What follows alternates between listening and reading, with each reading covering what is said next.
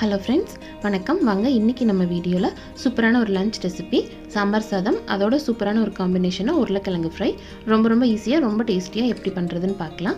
இந்த சாம்பார் சாதம் நம்ம ஹோட்டலில் சாப்பிட்ற அதே மாதிரி டேஸ்ட்டில் ரொம்ப சூப்பராக இருக்கும். உருளைக்கிழங்கு ஃப்ரையும் இந்த மெத்தடில் ட்ரை பண்ணி பாருங்கள். ரொம்ப ஈஸியாக செஞ்சிடலாம்.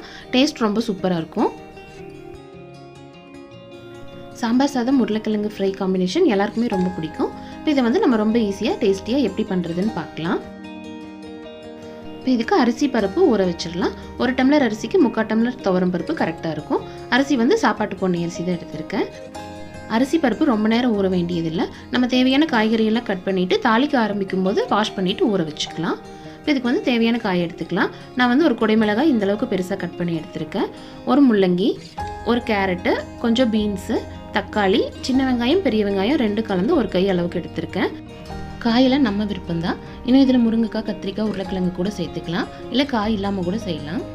இப்போ சாம்பார் பொடிக்கு 1 ஸ்பூன் மல்லி, 3/4 ஸ்பூன் கடலைப்பருப்பு, 1/2 ஸ்பூன் சீரகம், 1/4 ஸ்பூன் வெந்தயம், 1/4 ஸ்பூன் மிளகு எடுத்துக்கலாம். காரத்துக்கு தேவையான அளவுக்கு வரமிளகாய் எடுத்துக்கலாம்.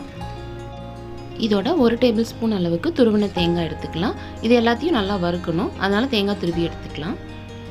இப்போ எண்ணெய் சூடு பண்ணிவிட்டு முதல் வரமிளகாவை போட்டு வறுத்துடலாம். இப்போ மிளகாய் நல்லா வறுபட்டு வாசம் வந்ததும் இதை எடுத்து வச்சுட்டு மற்ற பொருளெல்லாம் சேர்த்துடலாம். இது எல்லாத்தையும் சேர்த்து நல்லா வாசம் வர அளவுக்கு, நல்லா செவந்து வர அளவுக்கு வறுத்துக்கலாம். சிம்லேயே வச்சு வறுக்கலாம். இப்போ மல்லி சீரகமெல்லாம் இந்த அளவுக்கு நல்லா வறுபட்டதும் தேங்காவை சேர்த்துடலாம். தேங்காய் சேர்த்துட்டு தேங்காய் நல்லா மணம் வர அளவுக்கு வறுக்கணும். சிம்லேயே வச்சுக்கலாம், இல்லைன்னா தேங்காய் சீக்கிரமாக கருகிரும். நல்லா ப்ரௌனாகி வர அளவுக்கு வறுத்துக்கலாம். இப்போ பாருங்கள், இந்த அளவுக்கு நல்லா வரணும். அப்போ தான் நல்லா ஃப்ளேவராக இருக்கும் சாம்பார் சாதம். இப்போ இதை நல்லா ஆற வச்சு அரைச்சிடலாம். இதை பவுடராகவும் அரைக்கலாம், இல்லை தண்ணி சேர்த்து பேஸ்ட் மாதிரியும் அரைச்சிக்கலாம். நான் பேஸ்ட்டாக தான் அரைக்க போகிறேன். இப்போ குக்கரில் எண்ணெய் சூடு பண்ணிவிட்டு கடுகு சேர்த்துடலாம். அதோட சீரகம் சேர்த்துக்கலாம். இதெல்லாம் நல்லா பொரிஞ்சதும் கொஞ்சமாக கருவேப்பிலை சேர்த்துடலாம்.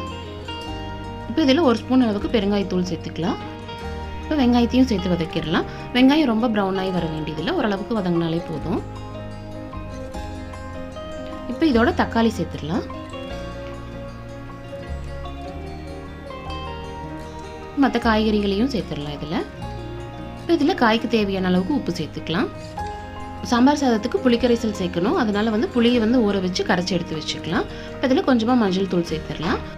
இப்போ புளிக்கரைசல் சேர்த்துடலாம். புளியோட அளவு சரியாக தெரியலைன்னா நம்ம கொஞ்சம் அதிகமாக கூட ஊற வச்சு கரைச்சி தேவையான அளவுக்கு சேர்த்துட்டு மீதியை நெக்ஸ்ட் டேக்கு யூஸ் பண்ணிக்கலாம். இப்போ இதில் அரைச்சி வச்சுருக்கிற சாம்பார் மசாலா பேஸ்ட்டு சேர்த்துடலாம். இது எல்லாத்தையும் நல்லா எண்ணெயிலேயே ஒரு தடவை வாசம் வர அளவுக்கு கலந்து விட்டுடலாம். இப்போ இதில் கொஞ்சமாக வெல்லம் சேர்த்துக்கலாம். வெல்லம் ஆப்ஷன் தான், நம்ம வேண்டாம்னா தவிர்த்துக்கலாம். ஆனால் வெல்லம் சேர்க்கும்போது அந்த டேஸ்ட் ரொம்ப சூப்பராக இருக்கும். இப்போ இதில் சாதத்துக்கு தேவையான அளவுக்கு தண்ணி வச்சுக்கலாம். 1 கப் அரிசிக்கு 4லேருந்து 4.5 டம்ளர் தண்ணி வச்சுக்கலாம். அப்போ தான் சாதம் நல்லா குழஞ்சி வெந்து வரும். இப்போ தண்ணி நல்லா கொதிச்சதும் அரிசி சேர்த்துடலாம். இப்போ இதை நல்லா கலந்து விட்டு உப்பு காரம் சரி பார்த்துக்கலாம்.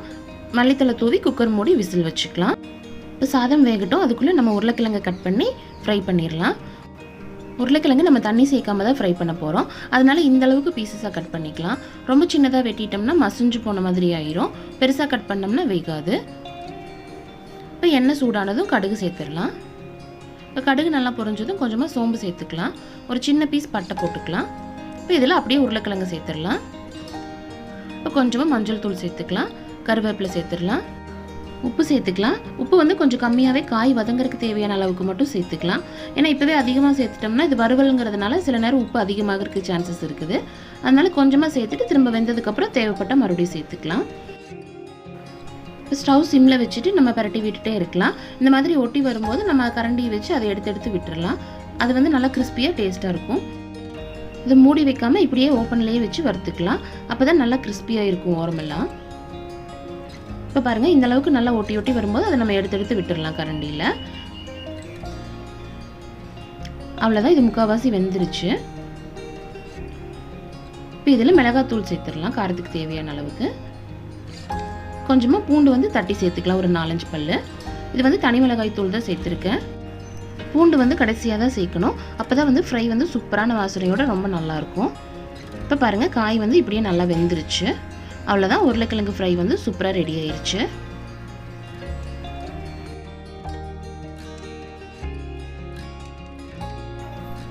இது இருக்கட்டும். சாதம் ஸ்டீம் எல்லாம் போய் ரெடி ஆயிடுச்சு. இதை நம்ம ஓப்பன் பண்ணி பார்த்துடலாம். பாருங்கள் சூப்பராக ரெடி ஆகிருக்குது. வாசமே ரொம்ப சூப்பராக இருக்குது. இப்போ இதை வந்து நம்ம கரண்டி வச்சு நல்லா மசிச்சு விட்டுடலாம். காயெல்லாம் மசிஞ்சாலும் பரவாயில்ல, அப்போ தான் வந்து சாம்பார் சாதம் டேஸ்ட் நல்லாயிருக்கும். நம்ம வழக்கமாக சாதத்துக்கு வைக்கிற தண்ணியை விட 1லேருந்து 1.5 டம்ளர் அளவுக்கு தண்ணி அதிகமாக வச்சுக்கலாம். அப்போ தான் சாதம் நல்லா குழைவாக இருக்கும், சாப்பிட்றதுக்கும் ரொம்ப டேஸ்ட்டாக இருக்கும். அவ்வளோதான், சூப்பராக ரெடி ஆயிடுச்சு சாம்பார் சாதம். இப்போ இதை நம்ம வந்து சர்வ் பண்ணிடலாம். இப்போ இதில் சாம்பார் பொடி வந்து நம்ம ஃப்ரெஷ்ஷாக வறுத்தரைச்சி சேர்த்துருக்குறோம். அதனால் வந்து ரொம்ப சூப்பரான ஃப்ளேவரோடு இருக்கும். கண்டிப்பாக ட்ரை பண்ணி பாருங்கள். இப்போ நம்ம உடனே சாப்பிட்ற மாதிரி இருந்தால் சூடான சாதத்தோட கொஞ்சமாக நெய் சேர்த்து சாப்பிட்டுக்கலாம். சூப்பராக இருக்கும். நம்ம லஞ்சுக்கு கொண்டு போகிற மாதிரி இருந்தால் இன்னும் கொஞ்சம் தண்ணி ஒரு 1/2 டம்ளர் அதிகமாக வச்சு இன்னும் கொஞ்சம் குழைவாக செஞ்சுக்கலாம். அப்போ வந்து நம்ம லஞ்சுக்கு சாப்பிடும்போது கரெக்டாக இருக்கும்.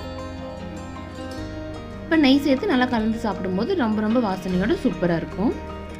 உருளைக்கிழங்கு ஃப்ரையும் ரொம்ப சிம்பிளாக ஈஸியாக பண்ணிட்டோம். ஆனால் டேஸ்ட் வந்து ரொம்ப ரொம்ப சூப்பராக இருக்கும். தயிர் சாதத்துக்கும் செம காம்பினேஷனாக இருக்கும்.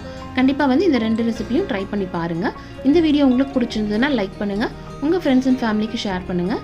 மறக்காமல் நம்ம சேனலை சப்ஸ்கிரைப் பண்ணுங்கள். தேங்க்யூ.